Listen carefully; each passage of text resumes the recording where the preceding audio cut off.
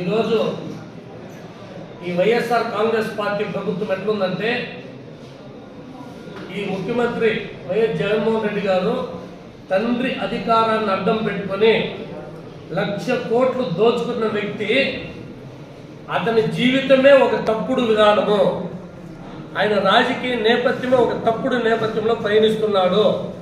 ఇదంతా ఎందుకు చెప్తున్నామంటే గత తెలుగుదేశం ప్రభుత్వ హయాంలో ఎక్కడా కూడా నియమ నిబంధనలకి పాటించి ఎవరైతే అర్హులుగా ఉన్నారో ప్రతి ఒక్కరికి అవ్వాతాతలకి, దివ్యాంగులకి, విడో వితంతులకంతా కూడా పెన్షన్ రూపంలో 200 రూపాయల నుంచి 2,000 రూపాయలు ఒకేసారి చేసిన వ్యక్తి మన మాజీ ముఖ్యమంత్రి గౌరవ చంద్రబాబు నాయుడు గారు. అప్పుడు ఎవరైతే జన్మభూమి కమిటీలు ఉన్నారో వాళ్ళంతా కూడా పోయేసి 1వ తేదీనే, ఒకవేళ ఆ రోజు సెలవు అయితే దానికి ముందు రోజు కూడా ఆ పెన్షన్ అవ్వాతాతలకి, దివ్యాంగులకి ఇచ్చే ఒక బృహత్తర కార్యక్రమాన్ని తెలుగుదేశం ప్రభుత్వం బ్రహ్మాండంగా చేపట్టింది.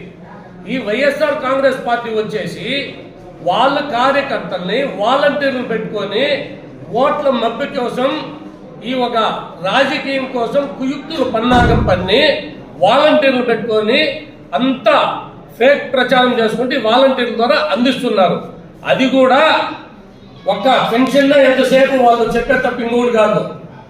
ఈ అవినీతి డబ్బుతో పెట్టిన సాక్షి పత్రిక కానీ, సాక్షి టీవీ కానీ, అది పూర్తిగా అవినీతితో వచ్చిన ఒక అవినీతి పత్రిక.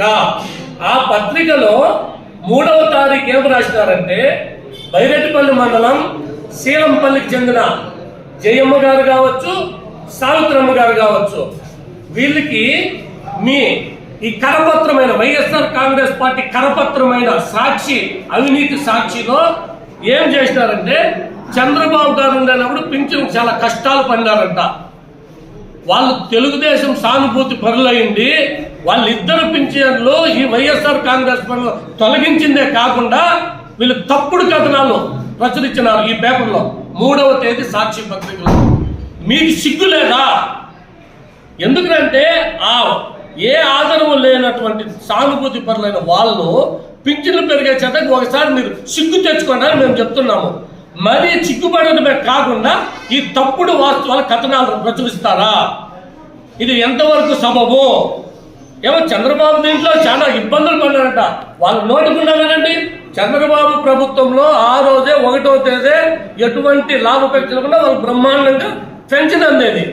ఈరోజు మీరు వాలంటీర్లు వేరా ఇప్పుడు 2 నెలలుగా మీరు అవ్వాతాతలు పింఛన్లు ఈకపోగా దానికి తెలుగుదేశం పార్టీ పైన తప్పుడు ప్రచారం చేసి ఈ విధంగా తప్పుడు కథనాలు చేసి మీ బ్రతుకులే తప్పుడు బ్రతుకులు, మీ బ్రతుకులే ఫేక్ బ్రతుకులు అని మేము ఖచ్చితంగా ఈ సభలో తెలియజేసుకుంటున్నాము.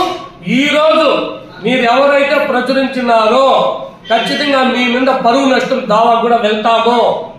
ఎందుకంటే తప్పుడు కథనాలు ఒకసారి మారండి. ఇంకా ఎన్నికలు అయినాయి, మీరు ఇంటికి పోతున్నారు, బంగాళాఖాతంలో మీ పార్టీని కలిపేస్తున్నారు. ఇంకా కూడా ఇటువంటి తప్పుడు కథనాలు రాయకండి. ఈ వీళ్ళే సాక్ష్యం. సావిత్రమ్మ, జయమ్మ గారు వాళ్ళకి పెన్షన్ రాలేదు. మీరు ఈ రోజు చంద్రబాబు చాలా కష్టాలు పడినారంట, జగన్మోహన్ రెడ్డి కరెక్ట్ గా ఇచ్చారంట. పెన్షన్ ఇవ్వలేదే, మీరు ఇచ్చేమని చెప్పినట్టు కదా ఆ మాట. కాబట్టి ఎవరైతే సాక్షిలో ప్రచురించినారో ఈ పత్రిక పైన, ఆ పత్రిక విలేకరు పైన కూడా పరువు నష్టం కోర్టుకు వెళ్తాము. ఈ తప్పుడు ప్రచారాలు చేసిన వదిలిపెట్టే ప్రసక్తే లేదు. ఈ అవ్వాతాతలకే సాక్షి వాళ్ళకి ఇద్దరికి పెన్షన్లు పెరిగేసినారు. టీడీపీ సానుభూతి పనులను ఒకే ఒక కారణంతో ఖచ్చితంగా తెలుగుదేశం ప్రభుత్వం వస్తానే వాళ్ళకి పెన్షన్ పునరుద్ధరిస్తాము. అదే కాకుండా ఎవరైతే దీన్ని వేసినారో మీ పైన కోర్టుకు కూడా పోతామని మేము ఈ సభలో తెలియజేసుకుంటూ, ఇటువంటి వాళ్ళ పెన్షన్లు తీసి మీ పేరు బ్రతుకులు వాళ్ళు గడుపు కొట్టొద్దని ఉంటే మంచి చేయండి, ఇటువంటి గడుపు కొట్టొద్దని కూడా ఈ సవినంగా తెలియజేసుకుంటున్నాం. జై హింద్, జై తెలుగుదేశం. 3వ తారీఖు సాక్షి పేపర్లో మా అమ్మ కానీ మా అత్త కానీ వీళ్ళు పోయిన పింఛనీకి పోయి ఇచ్చేసినారు అనేసి తప్పుడు వార్తలు రాసి 3వ తారీఖు సాక్షి పేపర్లో ఇచ్చేసినారు. మేము అసలు వీళ్ళు పింఛనీకి పోయిన దాఖలు లేదు. మేము బ్యాంకుకి కావచ్చు, దీనికి కావచ్చు, ఇంటికి వచ్చి ఇచ్చినారు. ఎప్పుడో 3 నెలలు 6 నెలలకు ముందు ఇచ్చినారు. అంతే పింఛనీ కూడా మా టీడీపీ ముద్ర వేసి మాకు పింఛనీ కూడా కట్ చేసినారు. రైతు భరోసాను ఇవ్వడం లేదు. దానివల్ల ఇప్పుడు ఈ సాక్షిలో లేదా అవ్వలేదా, ఎందుకు మేము టీడీపీని వేసి ఇంత చులకని చూసి ఇచ్చేస్తారా?